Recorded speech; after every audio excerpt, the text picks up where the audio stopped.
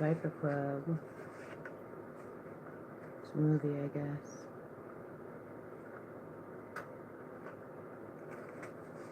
Not to trigger anything.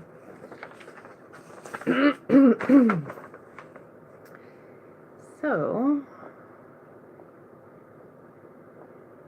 I'm not a DBT coach or any kind of therapeutic professional. I do have permission, as far as I'm aware. To the last best of my knowledge, I did have permission to read this material out loud on the internet and give my commentary, because my understanding is that my teachers thought I had a fairly good grasp of the information and they wanted this to get out here. I'm also going to warn on issues that I've encountered in the psychiatric industry, because I've been a client of the psychiatric industries for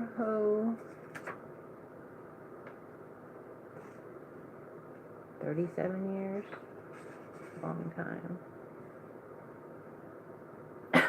So, I haven't been, in therapy the whole time, of course, and I found my own system, and then when Obamacare went into effect, or when I got my Medicare, I'm not sure which,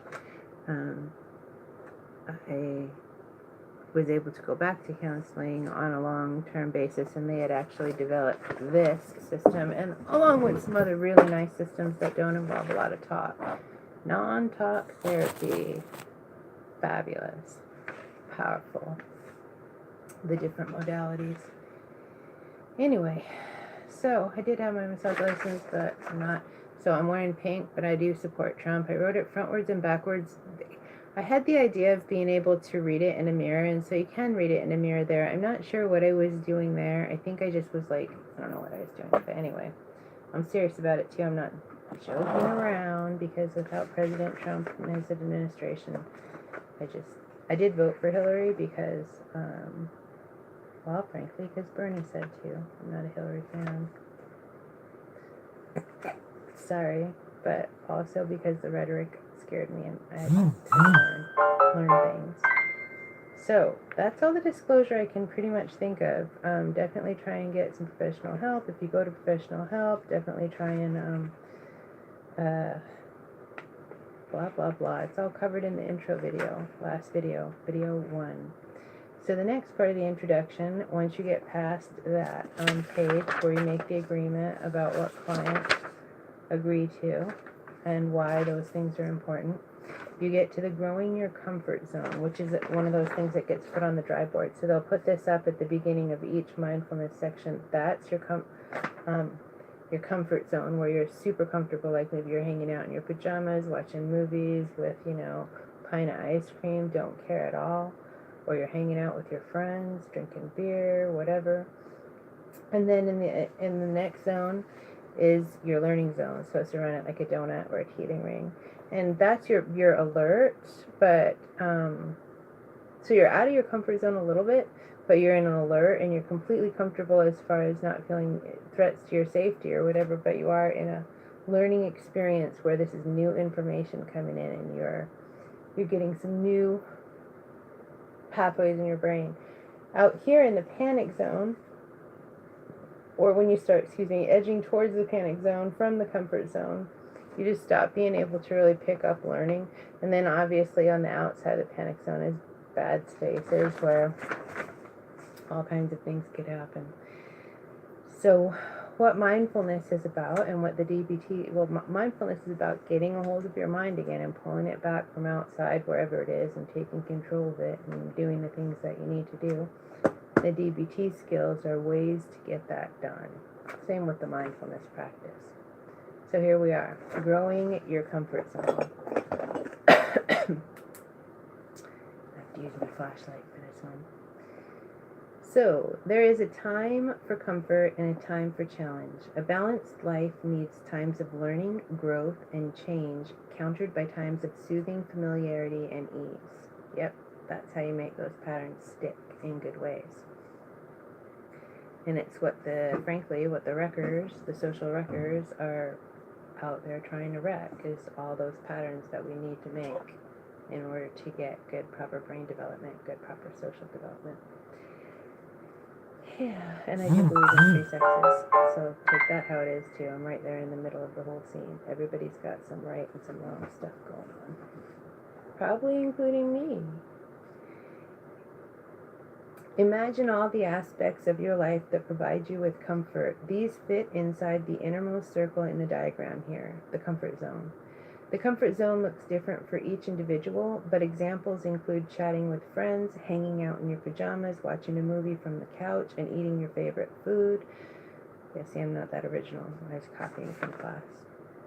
The comfort zone includes the low-stress activities that you have done a million times because you enjoy them and feel calmed by them. Life is easy in the comfort zone, unless you get stuck there. Then, life in the comfort zone can start to feel cramped and limiting. A low level of agitation may develop. The activities that have been soothing may start to lose their appeal. This happens if it's been a while since you've had a growth experience by trying something new, learning a new skill, or examining your life for ways to change or improve the way you live. When this happens, you are rubbing up against the border between the comfort zone and the learning or growth zone, and are experiencing useful anxiety. That's called eustress. There's distress, which is not so hot, but can be, and eustress, useful anxiety. At this point, the only way to relieve the anxiety, the only healthy way, is to move into the learning zone. The learning zone is characterized by uncertainty and discoveries. You got to be a little strong. Vulnerability and renewed confidence, fear and delight. It is a time of learning which involves small failures on the way to big accomplishments. As the saying goes, you can't learn to ride a bike without falling off first. Eventually, with time, patience, and consistent effort, the new experiences of the learning zone become familiar and mastered, and thus the comfort zone grows to include these experiences or activities. So you just grew your comfort zone. Unfortunately, it is fear of failure that can keep people stuck in a comfort zone that has become too small. That's why I'm leaving my whacked out videos about how hard it is to do DBT right there, so that I can comfortably look confident without feeling like I'm misleading people into thinking I'm got it more together than I do. So take a look at those videos. I'm freaking out on some of them. And other videos too. Another reason people avoid entering the learning zone is to avoid getting too close to the panic zone, because that's super uncomfortable. In the panic zone, there is a feeling that one is in danger, and the fight, flight, freeze response comes into effect to deal with the threat. A person feels that he must escape the threat of danger by responding aggressively, running from it, or hiding from it. Survival becomes the priority, and growth or learning is no longer possible. The threat in the panic zone may be real, but it is more often a perceived threat that is not actually dangerous. Well, except for in these times. That's where you got to use your mind and your heart, both. Imagine someone with the common fear of public speaking who steps out to the podium and begins to feel overwhelmed by fear and has an urge to run off the stage. This person has entered the panic zone. Me. Staying there and acting from the panic zone will have less than favorable results, but thankfully it's not the only option. This person can return to the learning zone. He can take a deep breath, remind himself that he's not in actual danger, and go on with his speech. He will still be uncomfortable and nervous, and his speech may not be the best ever delivered. However, when it is all over, he will have accomplished something new and expanded his comfort zone, even if it's just a little bit. So how do you make sure you stay in the learning zone and out of the panic zone? There are many ways to ensure that new growth experiences feel safe and productive. One is to make sure you have support and ask for help. This could mean getting encouragement from people who care about you, or it could mean requesting the input of a counselor or mentor. Or it could just mean toughing it out and doing it on your own as best as you can.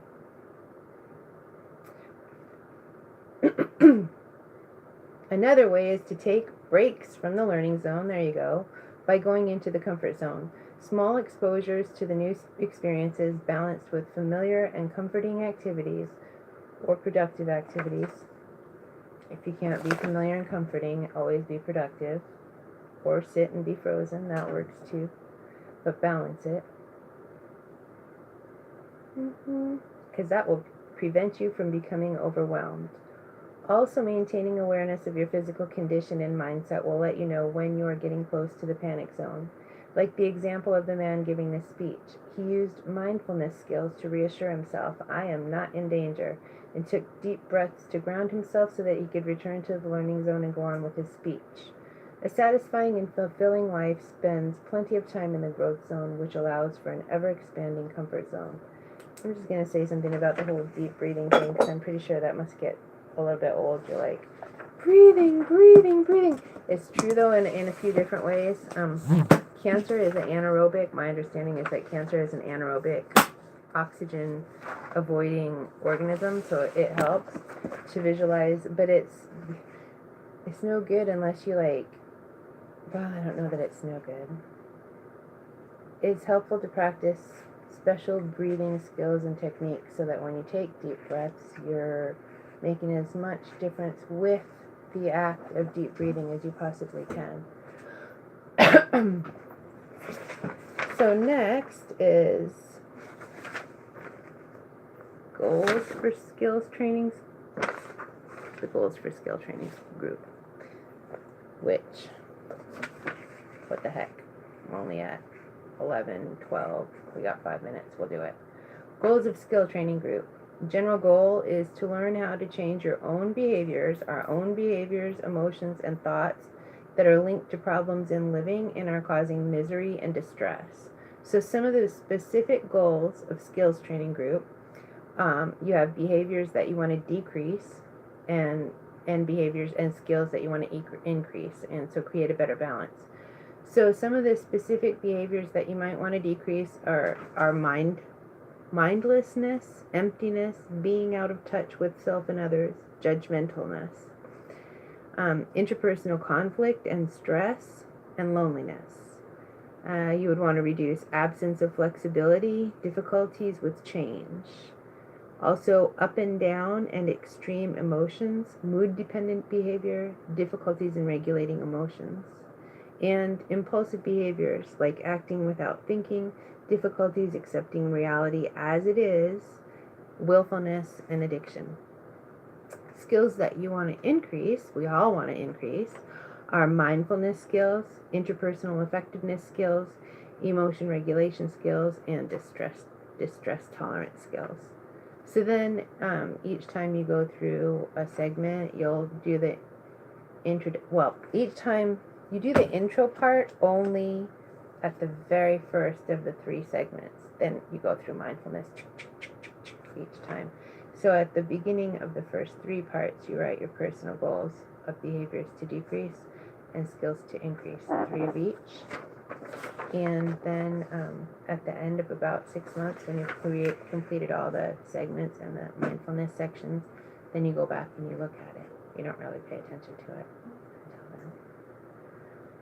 then. And the rest is going to be on... Nope, can I do it? No, because I'm going to start stressing out. It's better to do another video.